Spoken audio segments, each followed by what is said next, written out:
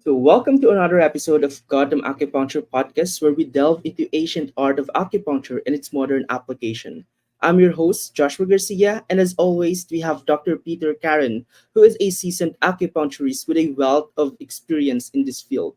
So, today, we'll be exploring various aspects of acupuncture, from the process of a typical session to its potential benefits in sports injuries, allergies, and more. So, without further ado, let's welcome Dr. Peter Karen. Hello, Dr. Karen.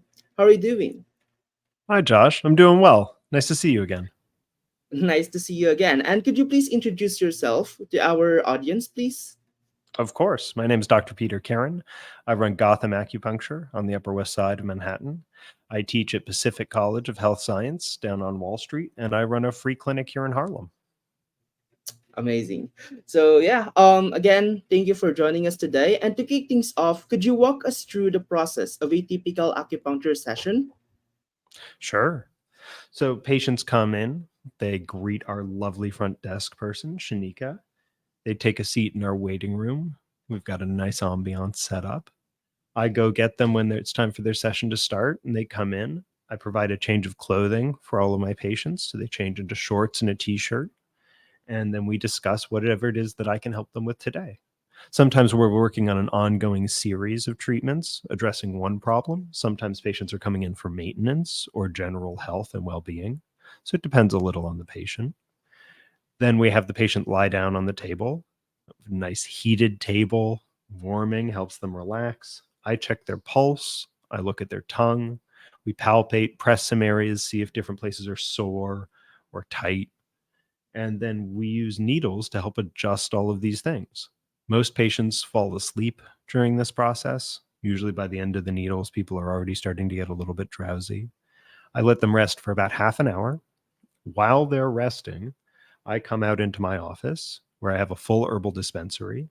I prepare an herbal formula for them, grind the herbal formula, and cook it so that when they're coming off the table half an hour later, when I go wake them up, there's an herbal formula ready for them in a to-go cup to continue the treatment for the rest of the day. Wow, That's what a that's so typical session looks like. yeah, that's really fascinating and amazing. And now let's talk about the needles, Dr. Karen. What types Sure. are used in acupuncture and how do they differ? Sure. So the normal needle that people think of when they think of needles is what we call a hypodermic needle. It's a needle with Yeah. a hollow tube in the center that can either be used for taking blood out of a person or for injecting a substance into them. The needles that we use are called filiform needles, which means that it's simply a thin piece of metal with a pointed tip. There's no hollow interior part. Our needles are so small that we can fit about 20 of them inside the hole of a standard hypodermic needle. For those of you who know a little bit more, I use 36 gauge needles, which is about the width of a human hair. One of the advantages of having needles that don't have that hollow chamber is that they're flexible and they bend. And so even if we're using one of these needles with a muscle that's having a cramp or to release a knot, which can involve a muscle twitching, the needle bends around the muscle when the muscle moves. And this makes the whole process much more pleasant and much less painful than doing anything similar with a hypodermic needle would be. Wow. So 20 needles inside the hypodermic needle is so basically the needle is very thin, Very like a thin. human They're hair. about the width of a human hair, maybe a little bit thicker, but about the same, very close. Wow. And moving on to sports and injuries and performance enhancement, can acupuncture play a role in these areas, Dr. Karen? Absolutely. I treat multiple college athletes here in New York, basketball players Mhm. primarily, and acupuncture helps both with recovery and rehabilitation of injuries.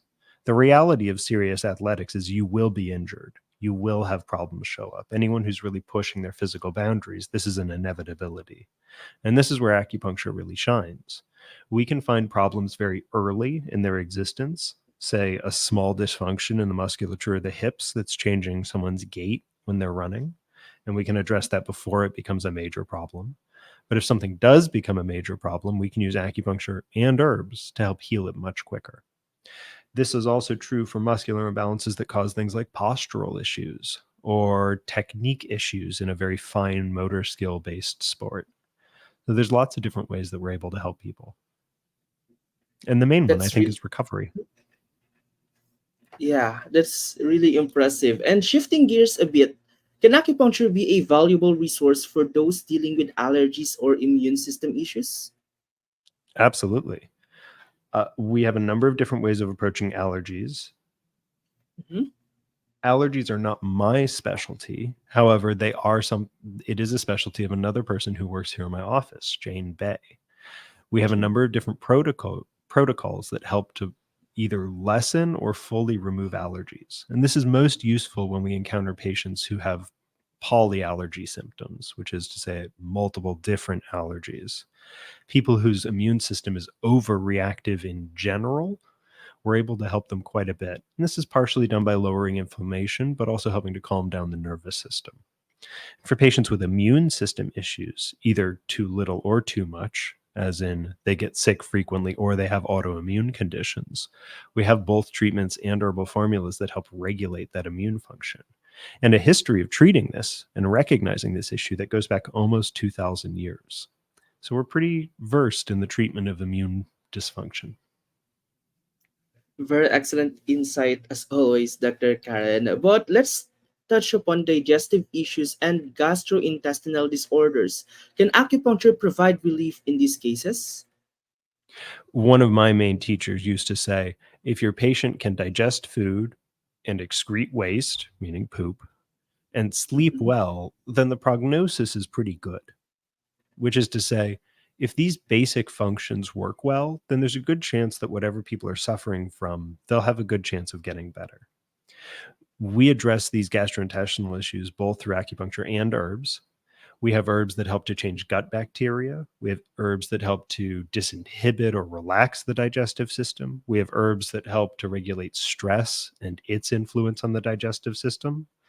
And we have acupuncture that helps to move the bowels, acupuncture that helps to get people hungry if they've lost their appetite.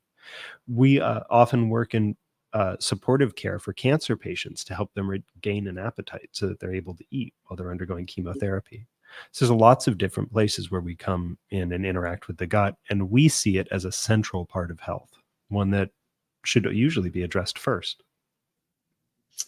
That's amazing. And lastly, let's discuss rehabilitation after surgery or injury. Can acupuncture be a beneficial part of recovery process? Absolutely. When we start working with patients who've gone through surgery, we start by getting inflammation down and improving circulation. Even when someone has a cast on their arm, we're able to work on the exposed fingers and hand to help the injury that's under the cast. We'll sometimes use electrical acupuncture to speed the healing of bone breaks, bone Mhm. tissue. We're able to use herbs both topically and internally to speed the healing of the local tissue as well, often getting a 30 or greater percent increase in the healing time of fractures. And once the healing is mostly complete, once we get to a stage 3 injury, we're able to start getting rid of any adhesions in the scar tissue, unbinding the scars themselves, and addressing any problems in musculature that have arisen as a compensation mechanism for the injury.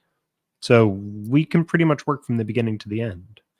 As an anecdote for this, right before the pandemic, I broke my left leg pretty badly. I got surgery on it and got a rod put through my tibia. Very happy that Western medicine was there for me for that.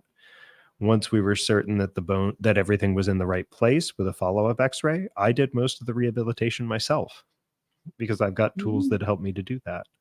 And today I'm able to run a decent distance on this leg without any problems.